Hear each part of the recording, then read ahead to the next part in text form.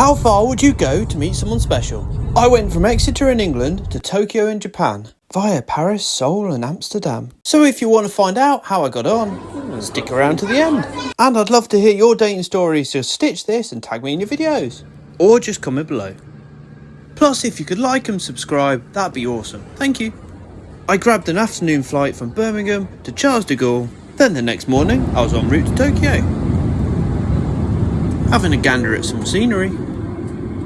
Time to check the map. As you can see by this white line, I went from Charles de Gaulle Airport all the way over the Black Sea, over the Kazakh mountain ranges, within spitting distance of Everest. From what I could tell, the plane was flying around the mountains, avoiding Russian airspace. Just over halfway now, pretty much. Getting ever closer to Haneda Airport.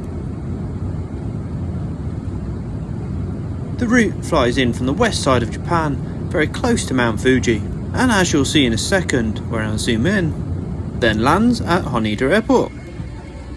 Next up, it was time to go and get my baggage, and while waiting for my bag on the carousel, someone had a nasty faint in front of me, so I reacted quickly and administered first aid while attempting to get the airport staff's attention. The bag seemed to be the last one off the plane. After grabbing the bags, the mission was now to try and get to Shinagawa station and find the coffee shop that we'd be meeting at before she had to leave for work. This train didn't announce each stop, but unless you spoke Japanese you were screwed. Luckily, Google Translate came to the rescue. This is Shinagawa station. Apparently there was supposed to be a coffee shop here somewhere, but unfortunately I couldn't see it.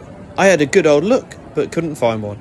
I wondered if it was on the ground floor, but thought I'd best go check with a member of staff to point me in the right direction. As my plane had arrived late, I was now getting worried for time. When I spoke with the staff, they said that there was no coffee shop or cafe on site. They gave me directions to the closest one, by the Prince Hotel. However, that one happened to be closed.